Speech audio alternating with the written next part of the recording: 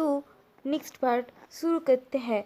जब विंग को अपनी एल्डर्स की बातें याद आता है तो वो शर्म से अपने हाथों से अपनी फेस को छुपा लेता है और वांग जी को कहता है कि हस्बैंड क्या तुम, लेकिन इससे आगे और कुछ नहीं कहता और कहता है कि नहीं कुछ नहीं, छोड़ो। अब विंग को वांग जी पूरी तरह से ड्रेसअप कर दिया था। अब दोनों बाहर निकलते हैं और वांग जी विंग को खाना खाने में मदद करता है। देन फिर से अपनी लेसन के लिए चला जाता है। ऐसे ही सिंपल दिन बीत रहा था। अब एक वीकेंड को ऐसे ही सुबह वांग जी जल्दी उठ जाता है। उसके बाद विंग को मदद करता है। दिन वो दोनों अपनी ब्रेकफास्ट करते हैं, लेकिन उस दिन वीकेंड था इसलिए वांग जी का कोई क्लास नहीं था। तो वो उस दिन शॉर्ट प्रैक्टिस करने के बारे में सोचता है और वहाँ पर ही उन लोगों के आंगन में शॉर्ट प्रैक्टिस करने लगता है। विंग बैठकर ये सब देख रहा था और वांग जी को कहता है कि जियांग सेक्ट में मुझसे ऐसा धीरनबाज और कोई नहीं है, तुम्हें पता है, और मैं जितनी अच्छे से शॉट चलाता हूँ उसका भी कोई मुकाबला नहीं है, लेकिन बदकिस्मती से अभी मैं शॉट प्रैक्टिस नहीं कर सकता हूँ, नहीं तो मैं तुम्हें दिखा देता। तो वांग जी कहता है कि तुम जब ठीक हो जाओगे तब तुम मुझे दिखा देना। तो विंग हैरान हो जाता है क्योंकि उसने नहीं सोचा था कि वांग जी कुछ आंसर देगा।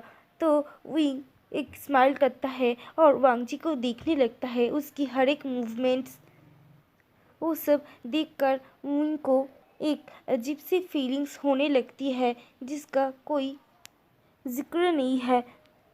अब उसकी हार्ट बीट फास्ट होने लगती है तो विंग वांग जी से नज़र हटा लेता है और बिस्तर पर सो जाता है और सोचने लगता है कि अभी ये मेरे साथ क्या हुआ, क्या मुझे कोई बीमारी हुआ है, नहीं नहीं ये नहीं हो सकता, और अपने आप को रिलैक्स करने की कोशिश करता है।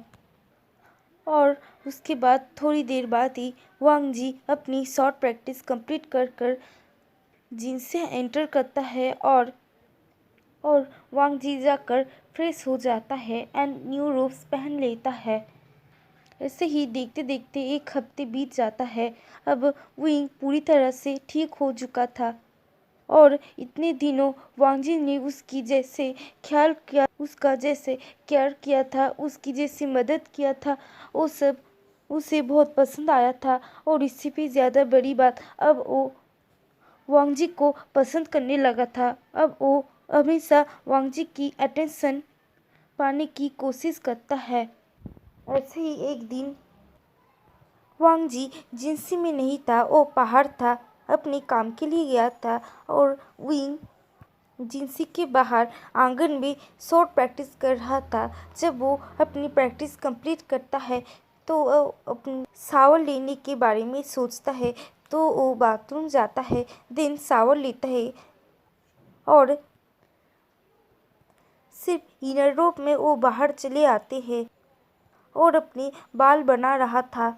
इसी समय वांग जी जींस में एंटर करता है तो वो विंग को देखता है जो कि सिर्फ अपने इनर रोब में थे और बाल बना रहे थे। इसे देखकर वांग जी की ईयर्स रेड होने लगती है और वो कहता है कि तुमने ऐसे कपड़े क्यों पहने हैं, तुम्हें प्रॉपर कपड़े पहनने चाहिए, और कहता है कि अपने कपड़े ठीक से पहनो, और वहाँ से निकल जाता है। तो विंग सोचता है कि क्या वो मुझे पसंद नहीं करता है।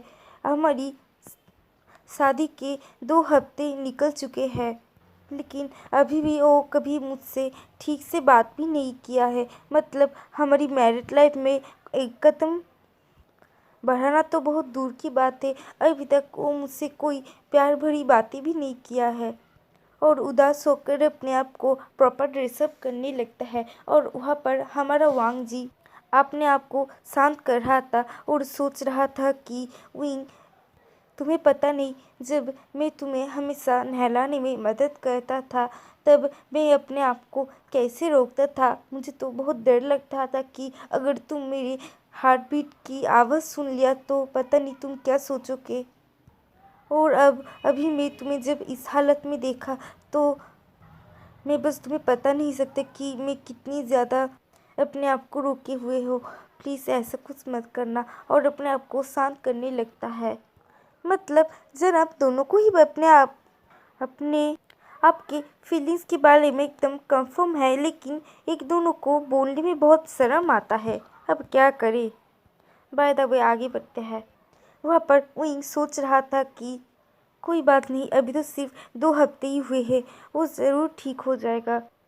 ऐसे सोचते हुए वो अपने आप को प्रॉपर ड्रेसअप कर कर अपने बाल बनाकर बाहर निकलता है और कहता है हस्बैंड।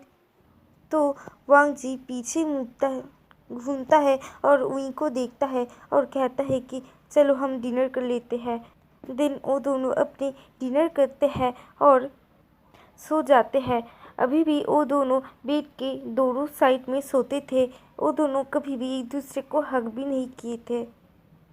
ऐसे ही देखते देखते एक और हफ्ते बीत जाता है। उस दिन एल्डर्स ने वांग जी को और विंग को मिलने के लिए बुलाया था।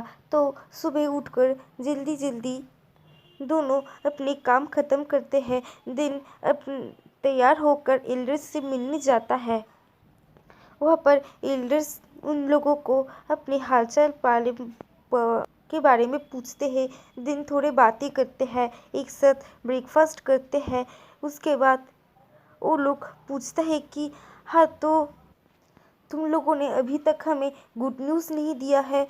तो ये सुनकर उनकी फेस एकदम रेड हो जाती है, लेकिन उसके बाद वो उदास हो जाता है और सोचता है कि कैसे दे, अगर हम लोगों ने तो कभी एक दूसरे को किस भी नहीं किए हैं। और किस तो बहुत दूर की बात है, हम लोगों ने तो कभी एक दूसरे को बेड पर हक करके सोई भी नहीं है। तो बच्चे कैसे आएंगे। और वांग जी कहता है कि हाँ ज़रूर, जल्द ही। और एल्डर्स को बो करते हैं और विंग की हाथ पकड़कर वहाँ से चले जाते हैं। उस दिन वो सारे दिन ये सोचने में बिता देता है कि वांग जी उससे प्यार करता है भी कि या नहीं। अब नेक्स्ट दिन सब सुबह विंग नींद से उठता है तो वो सोचे लेता है कि आज तो वांग जी एक कदम आगे बढ़ाएगा या फिर विंग को ही कुछ करना पड़ेगा। और उस दिन भी वैसे ही डेली रूटीन की तरह वांग जी पहले ही निकल जाता है अपनी क्लासेस के लिए। उन वांग जी के निकलने के बाद विंग रूम को सुंदर सुंदर फूलों से सजाने लगती है और सेंटेड कैंडल्स से अपनी रूम को डेकोरेट करता है। और विंग ने एक बहुत सुंदर हानफू पहना हुआ था, एक ब्लैक एंड रेड कलर का, और उसने अपनी हेयर को हाफ पोनीटेल किया हुआ था और बहुत सारी श्रृंगार किया हुआ था। वो देखने में कोई अप्सरा से कम नहीं लग रहा था। तो आज के लिए इतना ही। मिलते हैं नेक्स्ट वीडियो में। Bye bye.